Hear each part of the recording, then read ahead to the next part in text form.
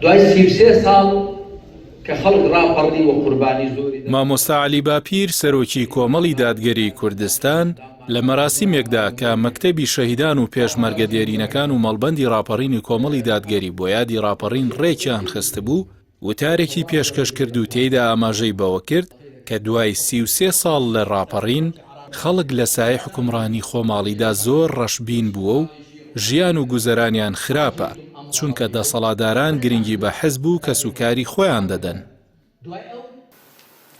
کە تەماشای واقعەکەمان دەکەین و میلەتەکەمان دەکەین ئێستا خەڵک نائومیدی زۆر پشووی پێسوار کردووە، تەنگی پێڵچنیوە، خەڵک زۆر ڕەشبین بووە و خەڵک لە ڕووی ژیان و گوزەرانیشەوە زۆر تووشی سەغڵەتی بووە.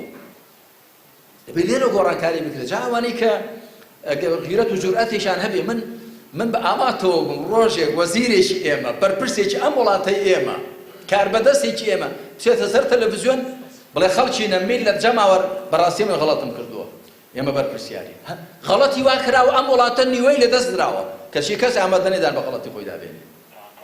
خۆدان بە هەڵەی خۆداهێنان جورئەت و بوێری دەوێت. خەڵک هەمووشی دەزانێەوە غەڵەت بووە دەبێدانی پێدابێنی. بەدان بە هەڵەی خۆداهێنان ڕێی چارەسەرکردنی هەڵەکەت دەدۆزیەوە، بەڵام کە دانت پێدانەهێنا هەر لەسەری بەردەوام دەبێت.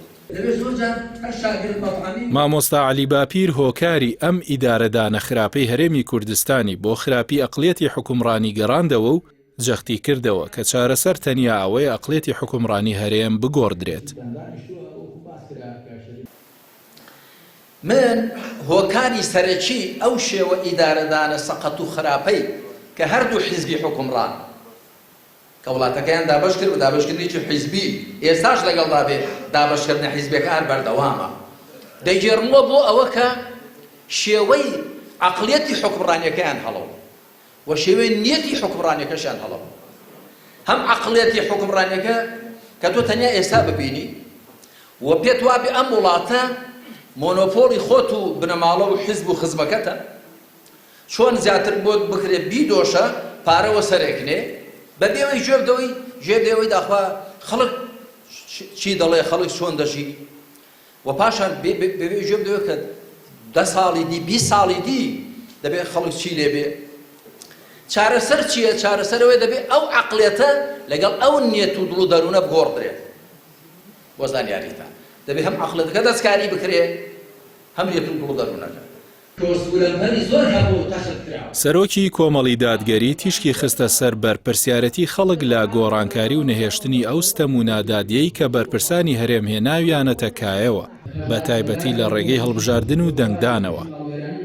ئەگەر ئەوانەی کە بەرپرسن لە وڵاتەدا کە من تازە لیان ناومێدم بتوانن عەقڵی خۆیان بگۆڕن یاخود نیەتی خۆیان بگۆڕن، بەڵام خەڵک دەبێت بێدەنگ نەبێ، خەڵک دەبێت هەڵوێستی هەبێ کەواتە ئێمەش بەر لەوەی گلەیی بکەین لەوانەی کە خۆیان بە حکومڕانی ئەم وڵاتە دانا و لە ڕاستیدا زیاتر دڵسۆزی بەرژەوەندە تایبەتیەکانی خۆیان بوون دەبێت گلەی لە خۆمان بکەین لە خەڵکیش بێخەتان نییە.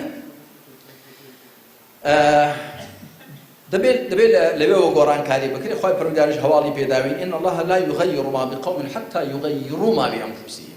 بەدڵنیایی خوا واقعی هیچ کۆمەڵگایەک ناگۆڕێ واتە لە ڕووی ئابووری و سیاسی و کۆمەڵایەتی تاکو ئەوان دەرونی خۆیان نەگۆڕن واتە عەقڵیان بیرکردنەوەیان دڵ و دەرونیان نیەتیان دەبێت لێرە گۆڕانکاری بکرێت. مامۆستا عەلی باپیر ئاماژەی بە بەردەوامی دوو ئیدارەی لە هەرێمی کوردستان و مەترسیەکانیشی کرد و جەختی کردەوە کە بۆ گۆڕانکاری لەم دۆخەی هاتوۆتە پێش پێویستە خەڵکی کوردستان لە هەڵبژاردندا بەشداری گەرم و گوڕ بکەن و ئەو کەسانی بەرپرسن لەم دۆخە سزا بدەن.